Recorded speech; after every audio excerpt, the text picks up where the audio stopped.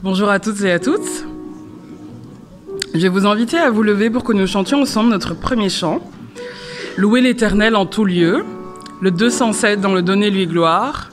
Louer l'Éternel en tout lieu. Nous allons chanter la première et la deuxième strophe.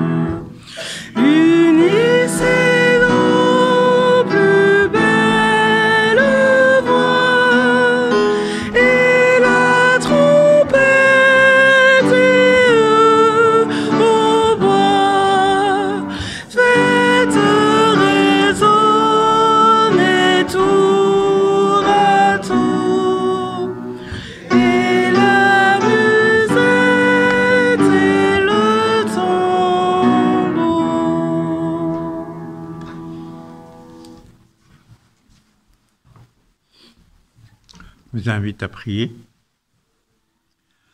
Seigneur Dieu, nous te remercions pour tout ton amour pour nous. Entoure chacun de ta bienveillance, et spécialement tous nos frères et sœurs et amis internautes. Aide chacun à affronter les difficultés de la vie et que nous comprenions tous bien ton amour. Cet immense amour que tu as pour nous tous, en voulant nous sauver pour que nous puissions vivre avec Dieu. Donne-nous chaque jour notre pain quotidien et pardonne-nous nos péchés. Amen.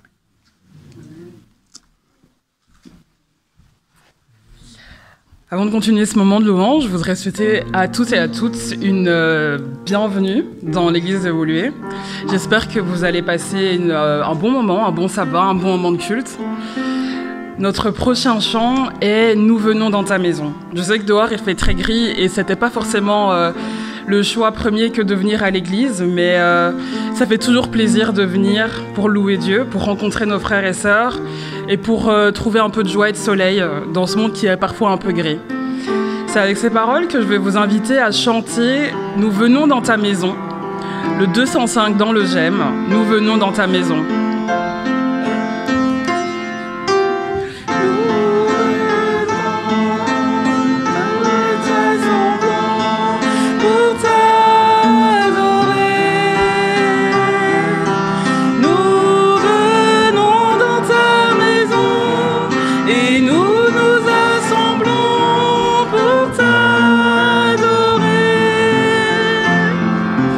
Nous venons dans ta maison.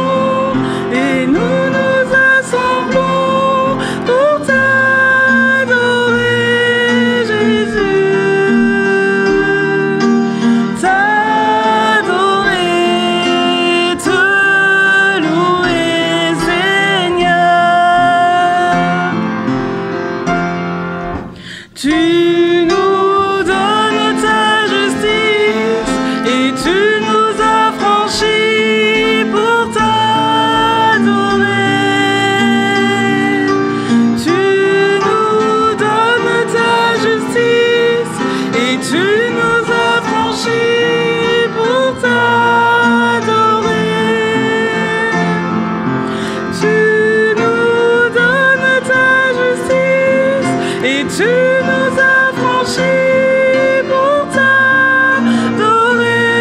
Jésus. T'adorer, te louer, Seigneur.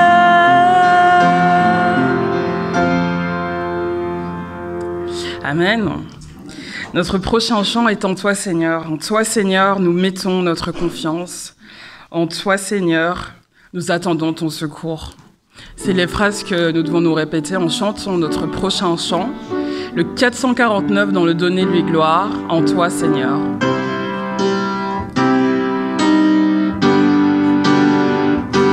En toi,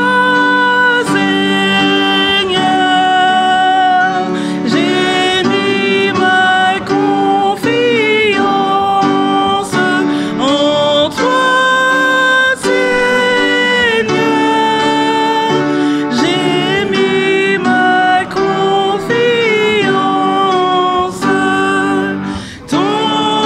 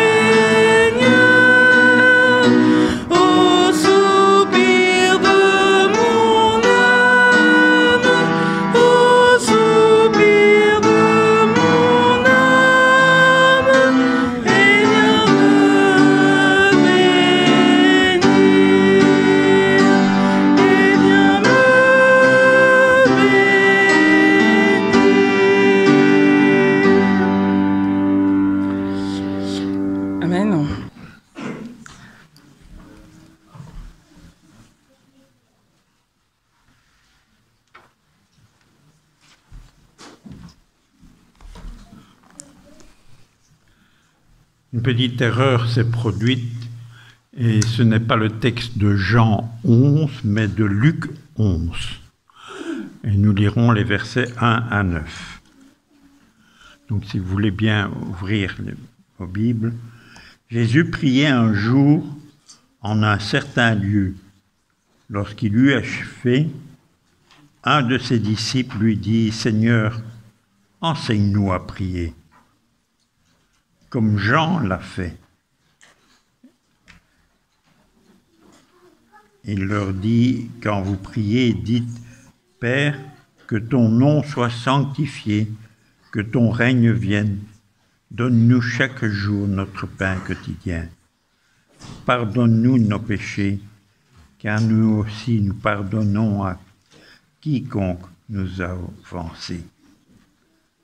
Et ne nous induis pas en tentation. » Il leur dit encore, si l'un de vous a un ami et qu'il aille le trouver au milieu de la nuit pour lui dire ainsi, prête-moi là 3 pains, car un de mes amis est arrivé de voyage chez moi et je n'ai rien à lui offrir. Et si de l'intérieur de sa maison, cet ami lui répond, ne m'importune pas. La porte est déjà fermée, mes enfants et moi, nous sommes au lit. Je puis me lever pour te donner des pains. Je vous le dis, quand même il ne se lèverait pas pour les lui donner, parce que c'est son ami, il se lèverait à cause de son importunité. Et il lui donnerait tout ce qu'il a besoin. Et moi je vous dis, demandez et on vous donnera, cherchez et vous trouverez, frappez et l'on vous ouvrira. Car quiconque demande reçoit, celui qui cherche trouve, et l'on ouvre à celui qui frappe. Que Dieu bénisse la lecture de sa part. C'est maintenant, nous écouterons la prédication de Nelson, qui nous conduira dans les réflexions.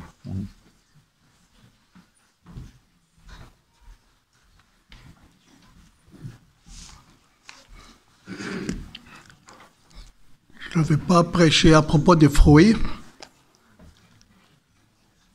On vous l'a dit peut-être, c'est la culture roumaine qui, dans cette semaine, a une semaine de reconnaissance, si j'ai bien appris. Mais c'est aussi un bon moment de penser à la semaine de prière, comme vous a annoncé, j'espère. Et donc, non, ce n'est pas le fruit que je vais parler, mais j'ai une question ce matin. Une question que je me pose et que vous vous posez aussi. À quoi bon prier? C'est une question peut-être un peu bizarre, mais pour des gens qui sont venus prier.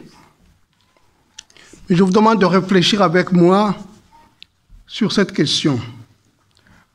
À quoi bon prier?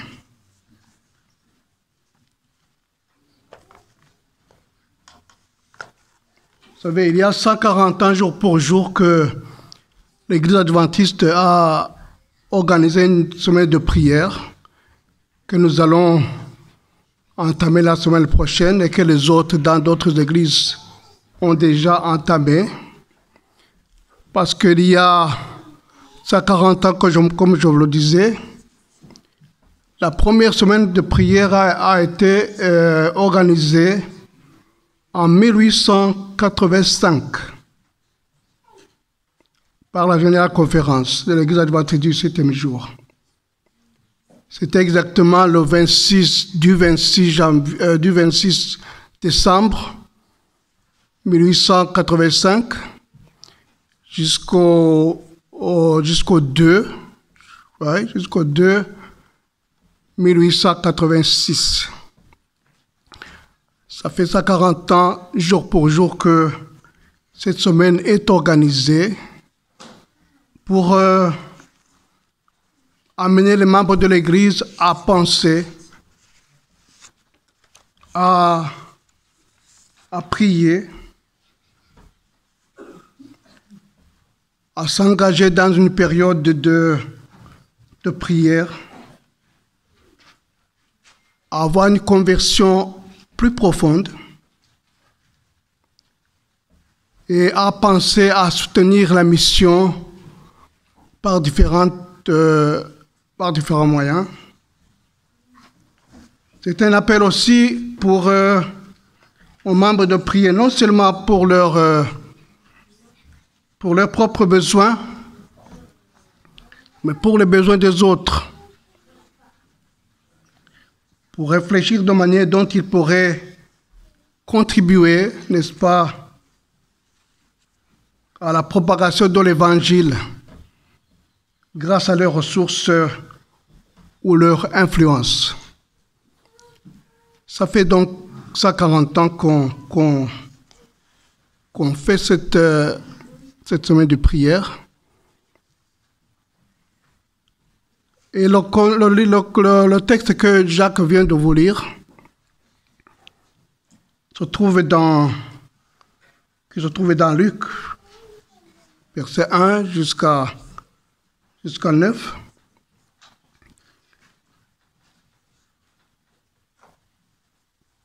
Va nous amener à penser effectivement à cette semaine ou à ce thème de la prière. Le chapitre précédent, le chapitre 10, se termine avec une histoire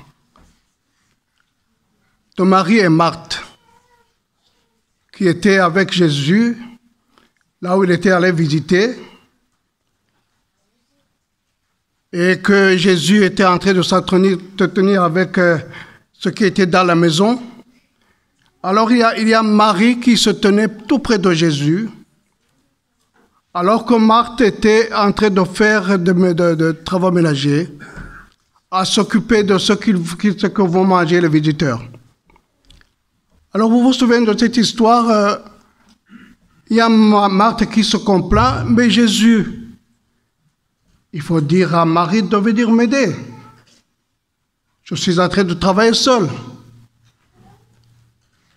Et Jésus qui lui répond, Marthe, Marie a choisi la plus grande chose, une plus grande position. Et l'histoire se termine par là, et le chapitre 11 nous dit que Jésus, après cela, est allé prier. Et ses disciples ne savent pas probablement où il est allé, mais ils le cherchent. La Bible ne le dit pas, mais tout porte à croire que Jésus s'est dérobé un peu pour aller prier. Et permettez-moi une parenthèse, si Jésus prie, se dérobe pour aller prier, combien de fois je devrais me dérober pour aller prier? Alors, comme je le disais, la Bible ne dit pas tous les détails, mais tout porte à croire que les disciples le cherchent, mais ils savent déjà qu'il prie toujours. Et donc, quand ils le trouvent, il y a un de ses disciples qui lui demande une question. C'est ce que nous avons lu. Il a dit, au verset 1, Jésus priait un jour en un certain lieu. Lorsqu'il eut achevé, un de ses disciples lui dit, « Seigneur, enseigne-nous à prier, comme Jean l'a enseigné à ses disciples. » Enseigne-nous à prier. qui a posé cette question. Est-ce Luc qui a écrit cet évangile? Est-ce notre disciple? On ne sait pas. Mais un de ses disciples, très probablement très curieux de voir pourquoi Jésus priait, lui demande, enseigne-nous à prier.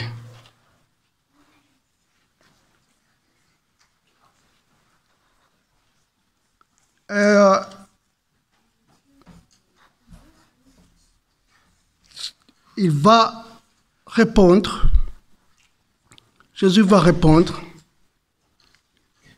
avec une certaine aptitude, une certaine intelligence qui lui est propre, parce que le disciple veut savoir comment prier. Enseigne-nous, enseigne-moi comment prier. Et Jésus commence effectivement par enseigner. Je vous rappelle que la prière que Jésus va leur proposer se trouve aussi dans Matthieu 6. C'est une prière communément appelée le Notre Père, qu'on les récite tous souvent. Et je vais me référer aussi au chapitre 6, à Matthieu chapitre 6, pour voir les conseils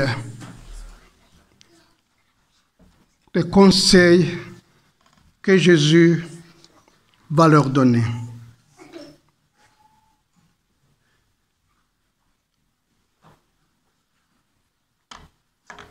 Le premier conseil, il y en a beaucoup, mais je vais seulement me limiter à 3. Dans Matthieu chapitre 6, verset 5, le Jésus leur dit, « Cessez de prier comme les hypocrites. » Cessez de prier comme les hypocrites. Le mot hypocrite est un mot qui vient souvent dans la Bible. Et il dérive d'un mot grec et qui signifie originellement acteur, comédien,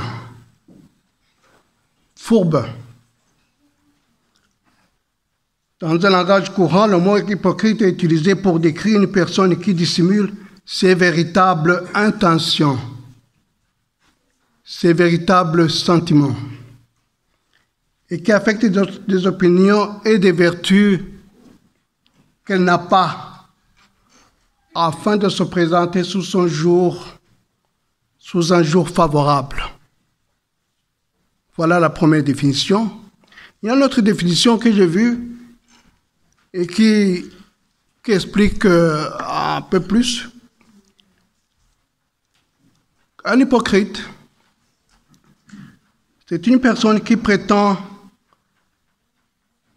de façon délibérée être ce qu'il n'est pas, ce qu'elle n'est pas. Le mot grec encore qui revient, hypocrite, ce qui veut dire acteur, joueur de théâtre, et souligner ce mot, aveugle à ses propres fautes. Aveugle à ses propres fautes, celui qui dissimule et qui prétend. Voilà Jésus qui donne le premier conseil. Ne priez pas comme des hypocrites. C'est-à-dire que l'hypocrisie était présente jusqu'à ce moment-là. Il y avait des pharisiens, il y avait la société comme on la connaît, et l'hypocrisie est présente. On prie pour se voir.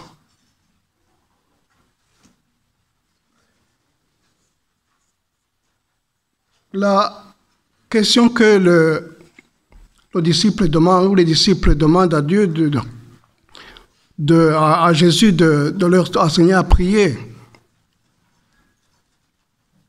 Interrogé parce que normalement les Juifs prient depuis 12 ans. Ils peuvent réciter beaucoup de prières. Et si vous voulez, si on veut voir les prières, les sortes de prières, il faut voir dans les psaumes. Ça, c'est un exemple frappant des psaumes, des prières qu'il prononçait chaque fois. Un bon juif devrait avoir récité tous les prières le matin, le midi et le soir. Et donc, cet intérêt des Juifs pour les prières était présent. Mais quand même, leurs disciples demandent à Jésus de leur enseigner à prier. Parce que, encore une fois, la Bible ne dit pas les détails, parce que peut-être il est ému. Ils se demandent pourquoi Dieu, Jésus qu'ils avaient suivi, qui leur avait dit qu'il est Dieu, doit prier. Un Dieu qui prie un autre Dieu.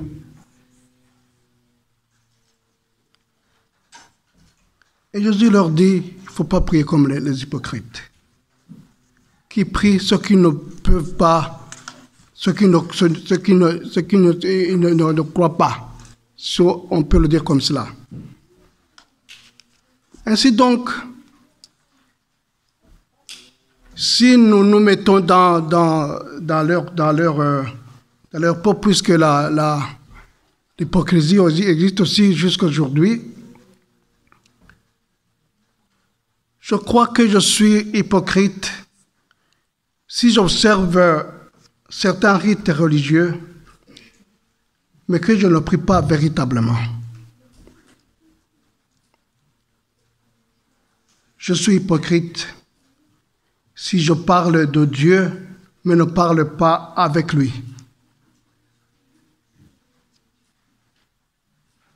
Je suis hypocrite quand ma relation avec Dieu n'est qu'une apparence. Je suis hypocrite quand mes bonnes œuvres ne sont pas faites devant Dieu en premier, mais devant les hommes en premier. Je suis hypocrite quand j'ai une vie dans l'Église et une autre vie dans le monde, et que je suis très habile à jouer ce double jeu. Je suis un chrétien hypocrite quand j'ai une façon d'être dans l'église, et une autre façon d'être à la maison.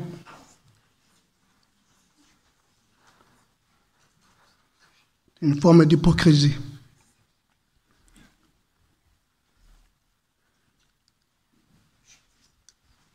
Aujourd'hui, nous avons aussi cette forme d'hypocrisie. Les journaux le disent, beaucoup de gens le disent, que vous, chrétiens, on ne veut pas avoir prié parce que vous êtes hypocrites. Je ne sais pas si vous avez entendu cela.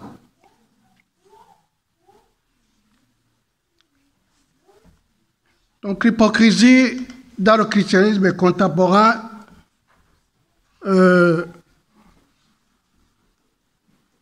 manifeste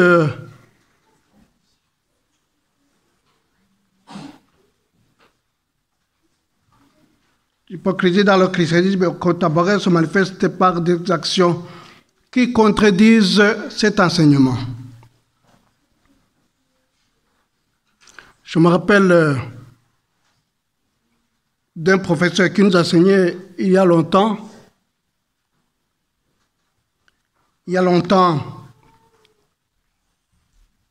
Un professeur nous enseignait, on se formait pour être des enseignants à l'école primaire. Et donc, Un professeur nous disait, si Dieu est partout, pourquoi aller à l'église? Je me rappelle que c'était un professeur qui était un peu athée, mais il avait fait même le séminaire, mais il ne croyait pas vraiment à Dieu. Et il a failli nous emporter tous jeunes. Pourquoi effectivement prier? Pourquoi effectivement aller à l'église si Dieu est partout? Mais derrière sa philosophie, c'était pour se moquer des gens qui vont à l'église, en leur disant qu'ils sont hypocrites. Et donc, dans le christianisme contemporain se manifeste par des actions qui contredisent leurs enseignements, malheureusement. Vous savez, certains de ces exemples, vous les connaissez, on les connaît. Les meurtres entre les chrétiens, les haines terribles entre les chrétiens. Tout se passe devant nous. Vous savez que les Nations Unies ont décrété le 7 avril de chaque année pour commémorer un génocide de Tutsis au Rwanda. C'est un pays qui est 95% chrétien. Mais voilà qu'un génocide a eu lieu. Et je parle de cela avec une grande tristesse parce que je viens de là. Et je parle avec une grande tristesse parce que l'église où j'ai participé à la semaine de prière chaque année est maintenant un musée.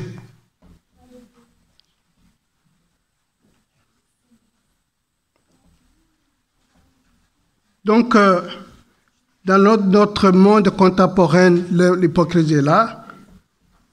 Notre exemple, c'est des pays qui, si vous lisez les journaux, il y a des pays qui sont dits corrompus plus que les autres. Et si tu vas analyser,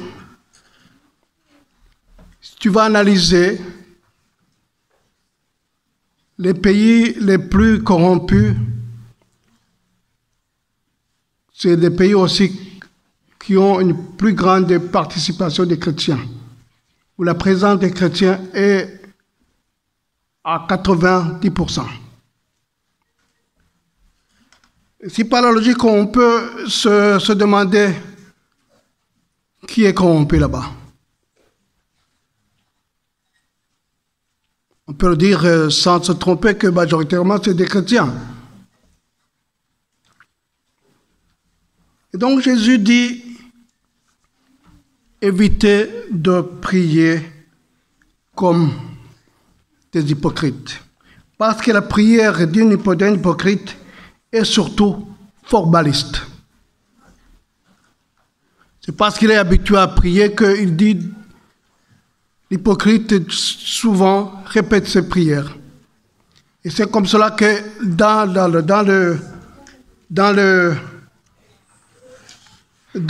au temps de Jésus, les gens priaient.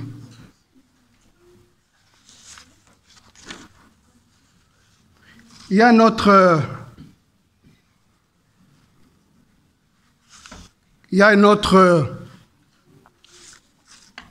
conseil de Jésus que l'on trouve dans Matthieu, toujours Matthieu 6, versets 7 et 8. Lorsque vous priez, ne faites pas comme les païens.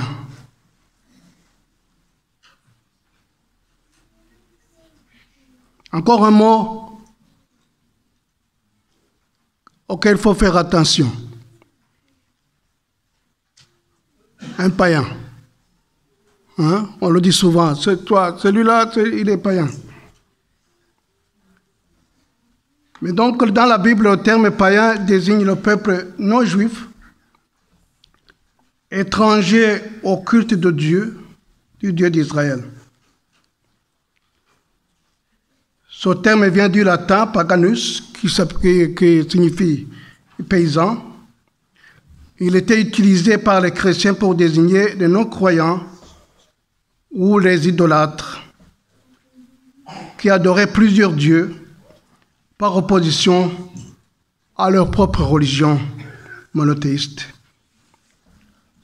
De nos jours, le terme païen est aussi utilisé pour désigner toute personne n'appartenant pas à la religion abrahamique, comme le christianisme, l'islam et le judaïsme, en vénérant plusieurs dieux ou aucune divinité.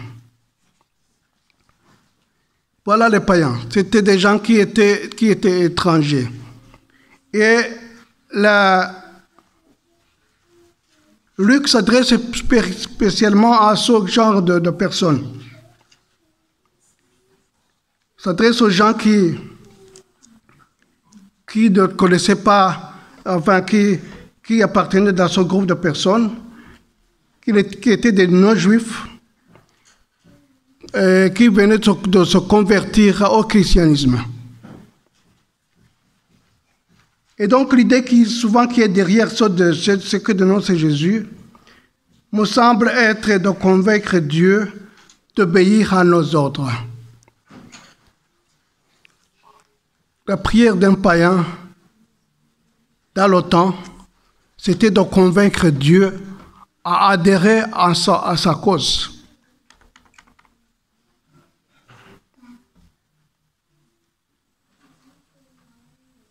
Je pense que je prie souvent comme un païen, parce que combien de fois je dis, Seigneur, fais quelque chose pour les malheureux. Seigneur, souviens-toi des pauvres. Il y a un pasteur qui a écrit un livre, s'appelle Roberto Badena, qui a dit beaucoup de nos prières sont des prières païennes, dans le sens que elles s'adressent à Dieu pour l'apaiser, pour exiger de lui quelque chose, ou de le faire changer d'attitude, ou bien qu'il intervienne à notre place. Oui, mais parce que quand je prie, Seigneur, souviens-toi de ces pauvres, et j'oublie mon rôle de les aider. Fais quelque chose pour les malheureux. J'oublie que j'ai la responsabilité il m'a donné la responsabilité de les aider. Oh, combien de fois j'ai prié cela?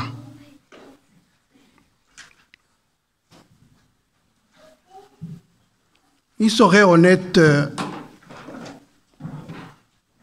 poursuit le pasteur Badena, il serait peut-être honnête de dire, Seigneur, considérant les pauvres qui m'entourent, je viens à toi, afin que tu me montres comment agir dans cette situation d'injustice qui t'afflige, et dont je suis coupable, moi aussi par mon manque d'amour.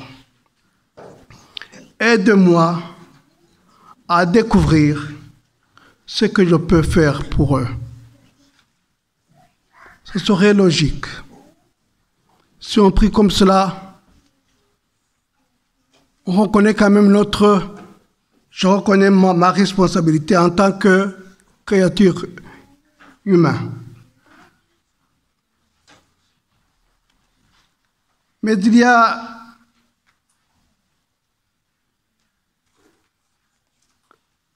un troisième conseil que Jésus leur donne. Et cela va être compris dans le chapitre 11 que nous avons lu. Quand vous priez, priez sans cesse, ou priez avec persévérance. Et Jésus leur donne une parabole que je veux qu'on lise aussi, qu'on relise parce que Jacques l'avait lu. Au verset 5 jusqu'à 7, il leur dit encore, si l'un de vous a un ami et qu'il aille le trouver au milieu de la nuit pour lui dire, ami, prête-moi 3 pains. Car un de mes amis est arrivé de voyage chez moi et je n'ai rien à lui offrir. Et si à l'intérieur de sa maison, cet ami lui répond, ne m'importune pas, la porte est déjà fermée, mes enfants et moi sommes au lit, je ne puis me lever pour te donner les pains. Je vous le dis, même s'il ne se lève pas pour le lui donner, parce que c'est son ami, il se lèverait à cause de son importunité et lui donnerait tout ce dont il a besoin. Qu'est-ce qu'on apprend de ce conseil de Jésus? C'est la persévérance de la prière. On prie sans cesse, non pas pour emmerder Dieu, mais pour simplement avoir ce dialogue. Avoir ce dialogue. Prier sans cesse consiste simplement à être toujours prêt au dialogue avec Dieu. Disposé à l'écouter et être disponible pour le servir. C'est ça que à quoi consiste le conseil de Jésus. Prier sans cesse, persévérer dans la prière.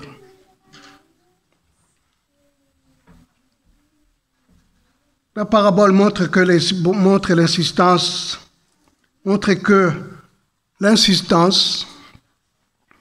même si elle peut être gênante, peut amener à un résultat. Jésus encourage donc à ne pas abandonner facilement quand on prie. Et c'est sa promesse. Le rôle de l'assistant dans la prière, il s'agit de ne pas ennuyer Dieu ou l'importuner. Dieu, mais de faire preuve d'une demande sincère et tenace qui vient du cœur. C'est une attitude de foi qui demande de la patience, même quand on est dans l'obscurité ou le désespoir. Le point culminant de la parole que Jésus a donnée est de souligner la différence entre l'homme qui retient et le Père Céleste qui, lui, étant bon, est beaucoup plus disposé à nous donner. Si l'on sait donner de bonnes choses à nos enfants, le Père Tout-Puissant donnera encore plus.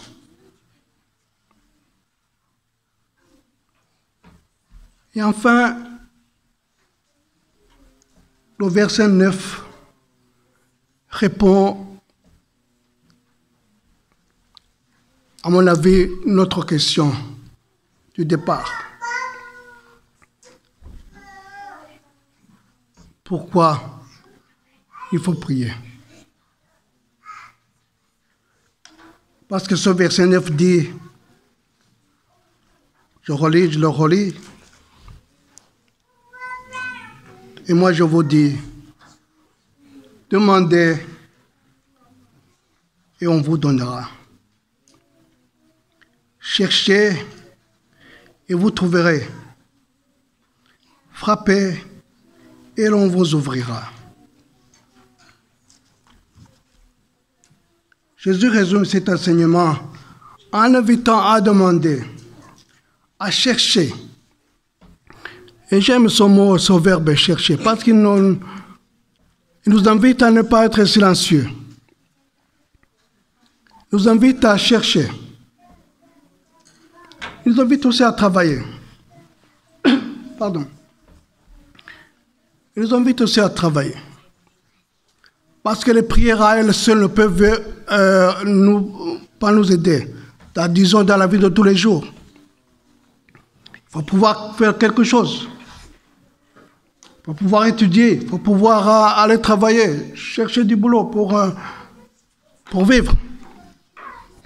Chercher. Et c'est la promesse de Dieu qu'il va avec nous. Mais il y a une autre chose.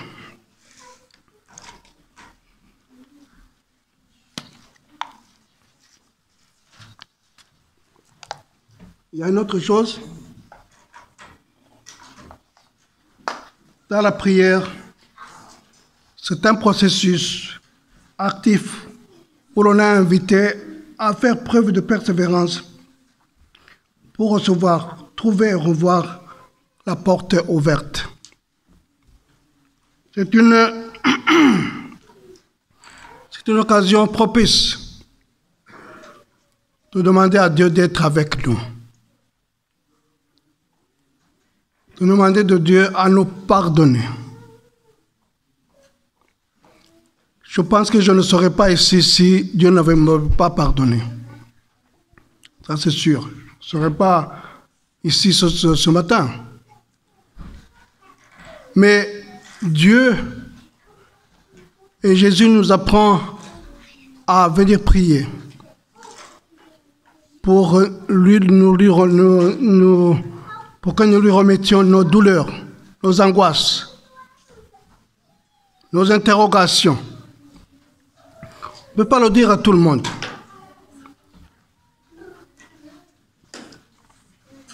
Je ne sais pas si vous suivez quelquefois les journaux d'Instagram et les choses. Quelqu'un m'a envoyé une citation qu'il avait trouvée sur Instagram. Et je l'ai trouvé intéressant et j'ai décidé de le mettre dans mon sermon. Il s'agit de quelqu'un qui s'appelle Lou Holtz. Lou Holtz a été souvent, c'est un Américain qui a été souvent coach. Qui a été souvent coach. Merci de l'aider ici. Hein. Merci beaucoup. Donc, il a été coach.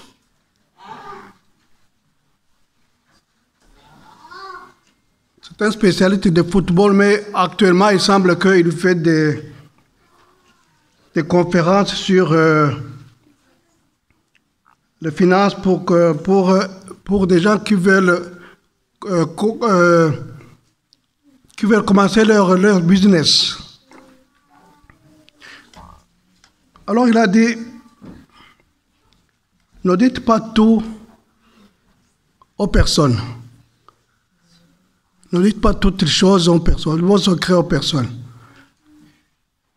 Parce que, dit-il, 90% des gens à qui tu racontes tes problèmes s'en foutent. 90% des personnes à qui on raconte nos problèmes, selon son monsieur Holtz, ils s'en foutent. Parce qu'ils sont occupés dans leurs problèmes aussi. Alors il a dit aussi que 10% sont contents que tu aies ces problèmes-là. Ça fait sourire. Mais c'est peut-être vrai. Parce que j'ai vu beaucoup de réactions. Il y a eu beaucoup de views dans ce dialogue-là. Parce qu'on a dit, oui, il y a d'autres qui ont dit, oui, chez nous, dans notre culture, on dit des choses, on dit notre problème à nos voisins, à nos tantes, à nos pères, à la famille.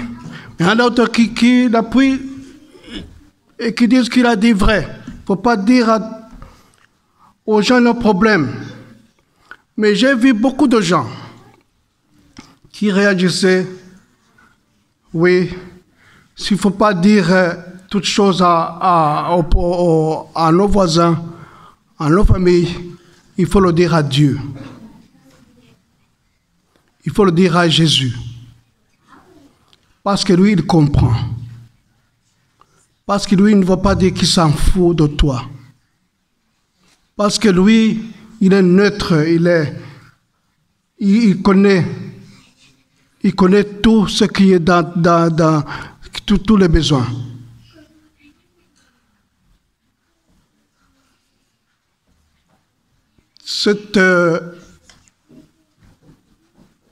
Cela me permet d'aller vers la conclusion pour dire que il est bon de continuer à prier. Parce que l'utilité de la prière,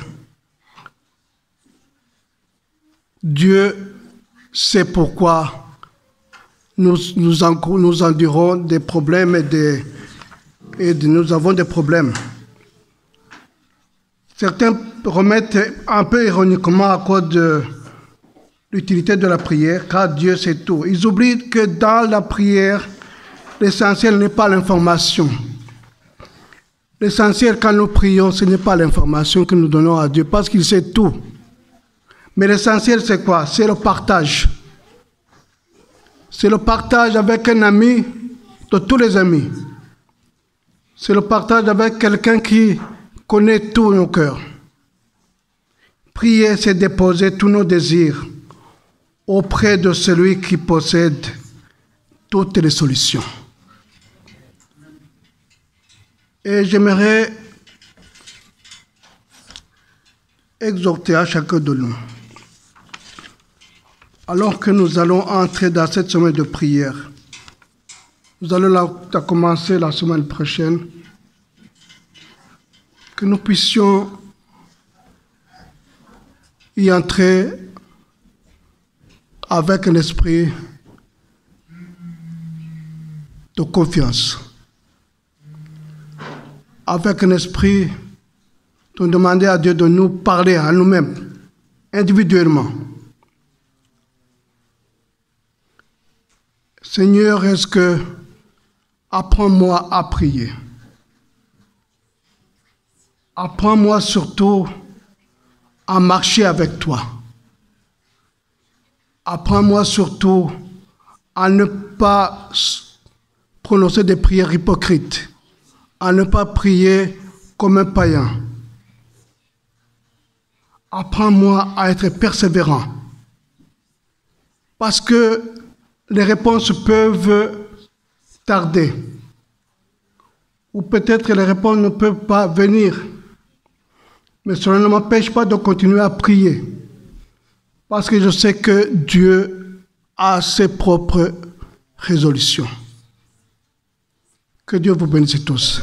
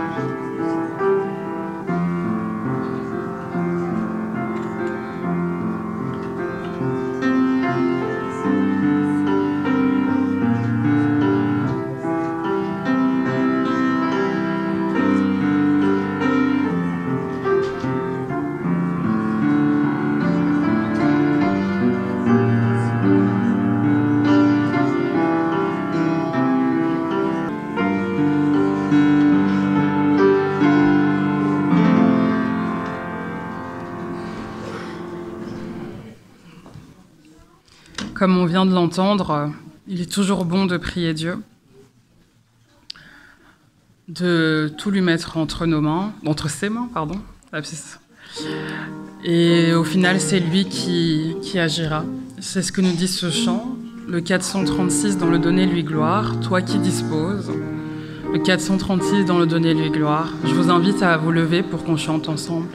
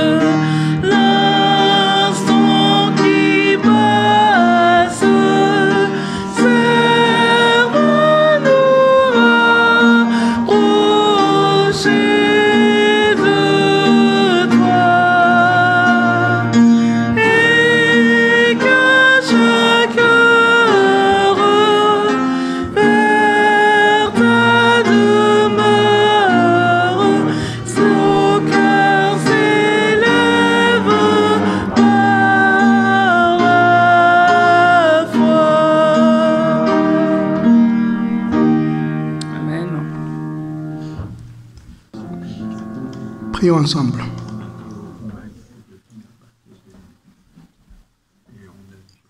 Éternel notre Dieu, merci parce que tu es un Dieu qui nous écoute. Merci parce que tu es un Dieu qui pardonne. Et merci parce que tu es un Dieu qui nous a donné beaucoup de promesses, que tu vas être avec nous. Ce matin, je te prie, Seigneur, pour chacun d'entre nous, que nous puissions te prier, non pas comme les hypocrites, non pas comme les païens, mais Seigneur, donne-nous ton Saint-Esprit, afin que nous puissions nous apprendre à prier, à faire confiance en toi. Et nous avons tous confiance en toi parce que tu l'as fait toujours et tu es prêt à nous le faire aujourd'hui. Seigneur, aidez tous les malades, Seigneur, que nous avons cités. Et que ta grâce puisse être parmi nous aujourd'hui et à jamais. Au nom de Jésus. Amen.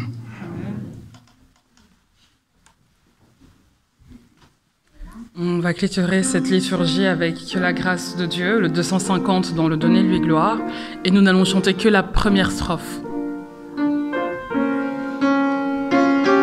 Enfin, la deuxième du coup.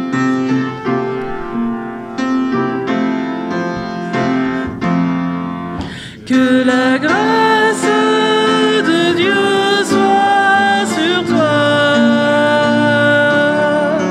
pour t'aider à marcher dans ses voies. Reçois tout son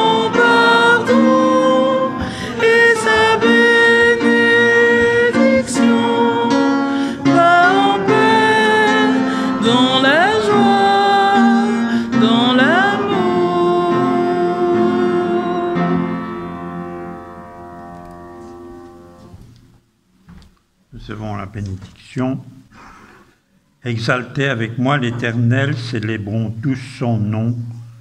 J'ai cherché l'Éternel et il m'a répondu. Il m'a délivré de toutes mes frayeurs. Quand on tourne vers lui les regards, on est rayonnant de joie. C'est ce que je vous souhaite pour cette semaine et pour cette fin de ce sabbat. Amen.